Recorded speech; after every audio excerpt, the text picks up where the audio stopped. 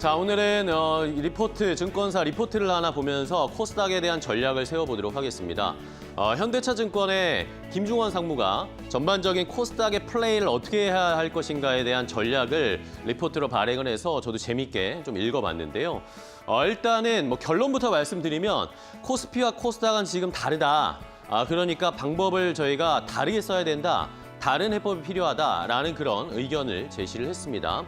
자, 일단은 올해 지금 작년에 코스피가 워낙 많이 올랐잖아요. 작년 기준으로 봤을 때 이 코스피가 75% 지수가 상승을 했습니다. 다른 국가들의 시장에 비해서 압도적으로 높은 수치죠. 미국, 일본 할 것 없이 전부 다 최고의 수익률을 냈던 건 어쨌든 작년에 전 세계 시장의 가장 히어로는 코스피였습니다. 자, 그 밑으로 이제 유럽, 그다음에 라틴 시장, 그다음으로 밑에 코스닥의 35%. 사실 코스닥도 지수만 보면 작년에 많이 오른 겁니다. 그렇죠? 적게 오른 게 아니에요. 그런데 코스피가 워낙 많이 올라갔으니까 상대적으로 코스닥이 안 올라간 것처럼 우리가 느껴지고 그러면 이제 다음 차례는 코스피 따라서 코스닥이 갈까라는 것에 대한 궁금증이 많은 분들이 아마 찾고 계실 겁니다. 자, 이러면서 올해 1월 새해 들어서 지난달에도 주 지수가 양 지수가 같이 올라가기는 했는데 새해가 들어서도 여전히 코스피가 가파르게 올라가다가 이제 한 1월 말 정도 되면서 요 상승률을 역전하기 시작했습니다. 코스닥이. 이러면서 이제 코스닥 정부 정책도 밀어줄 것이고 코스닥 3천에 대한 목표치도 제시가 됐고 수급도 쏠리고 있고 개인 투자자들도 지금 오늘 시장 보시는 것처럼 엄청난 돈을 투입을 하고 있기 때문에 자, 이제 코스닥이 더 가겠다라고 생각하시는 분도 계실 것 같습니다. 일단은 현재까지의 추이는 이렇고요. 자, 그러면 진짜로 코스닥이 코스피를 따라서 지수도 레벨업이 더 될까요? 1,500, 2,000, 3,000까지 갈 수 있을까요? 다음 페이지를 보시겠습니다.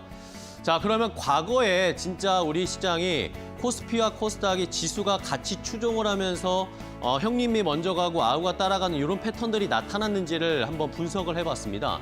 그러니까 요 표를 보시면 2010년부터 2024년, 그러니까 재작년까지는 코스닥이 한 3.8%의 상승률을 기록을 했고 코스피도 한 3.5, 그러니까 거의 비슷한 수준으로 상승을 이루어냈습니다.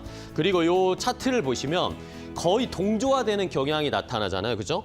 비슷하게 움직이다가 이런 때 올라가면 같이 코스피든 코스닥이든 같이 올라가고 또 같이 내려가고 이런 패턴이 2024년까지는 동조화 경향 패턴이 굉장히 강했다라는 겁니다.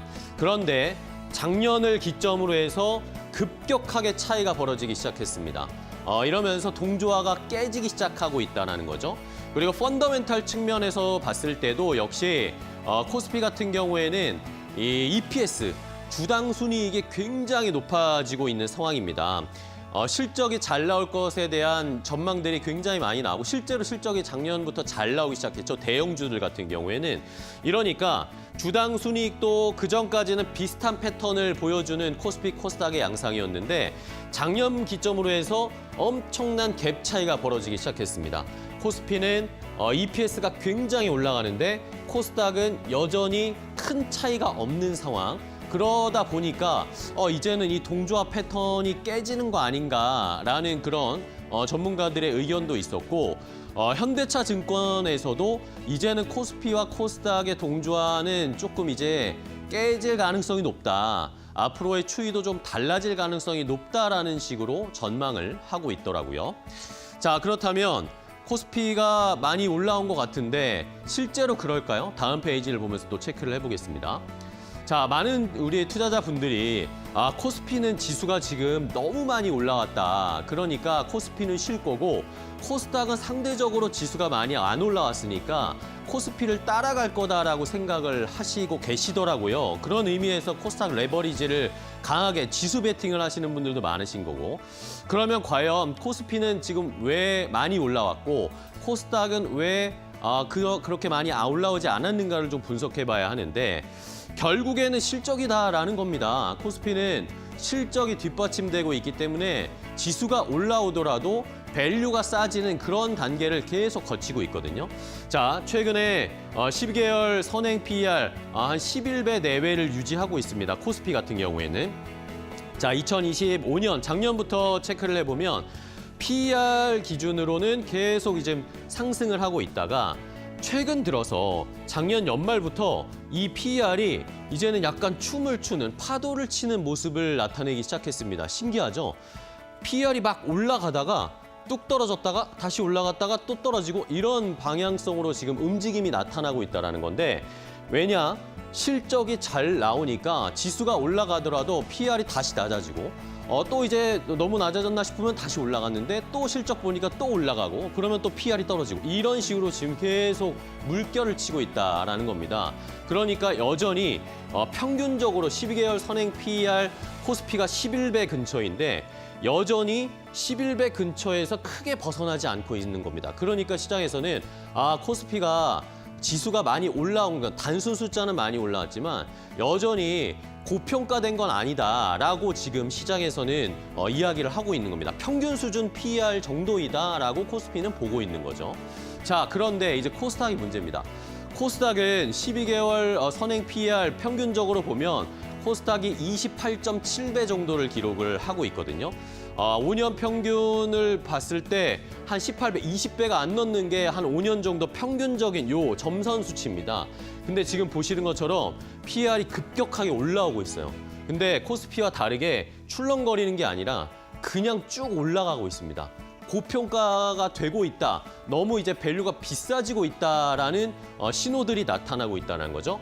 그러니까 평균 대비해서도 지금 PER이 50% 넘게 너무나 높이 올라가 있다라는 겁니다. 왜냐? 코스닥은 실적 뒷받침이 안 되어 있기 때문이죠. 그러니까 지금 코스닥은 지수가 1200까지 근처까지 간다라고 지금 이 현재 상황인데 이것도 어떻게 보면 실적으로 우리가 생각을 했을 때는 코스닥도 지금 많이 올라갔다, 비싸다라고 생각을 할 수 있다는 겁니다. 그러니까 코스피가 너무 올랐고 코스닥은 싸다라는 생각을 우리가 조금 다시 생각을 해봐야 할 것도 필요하다라는 현대차증권의 이야기였고요. 자, 그럼 마지막으로 그러면 코스닥을 어떻게 공략해야 되나? 현대차증권은 이렇게 얘기했습니다. 지금 많은 분들이 지수가 그냥 단순히 올라갈 거라고 생각해서 코스닥 레버리지에 강하게 베팅을 하고 있는데 지수보다는 차라리 업종으로 들어가야 되고 업종 안에서도 세부적으로 종목을 옥석 가리기를 해야 된다는 게 현대차증권의 투자 전략이었습니다. 업종별로, 종목별로 ROE 밸류에이션을 다 체크하면서 선택을 해야 된다는 겁니다.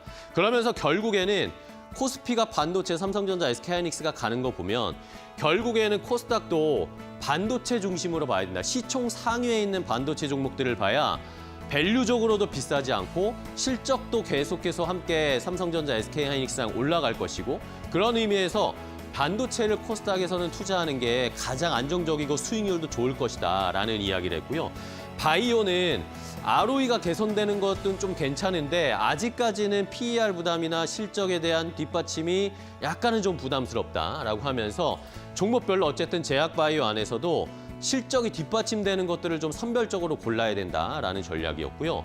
반면에 코스닥 IT 가전이나 코스닥 기계 쪽은 조금 힘들다. 지금 실적이 안 나오는 것들이 대부분이기 때문에 굉장한 변동성이 심할 가능성도 있고 만약에 시장이 한번 크게 충격을 받으면 크게 흔들릴 가능성들이 있기 때문에 비중 축소나 중립적인 아니면 축소의 의견을 좀 제시를 했으니까 이런 패턴을 가지고 이런 가이드를 가지고 코스닥을 한번 공략해 보시는 게 필요할 것 같습니다. 오늘은 코스닥에 관련된 투자 전략을 알아봤습니다. 앵커 브리핑이었습니다.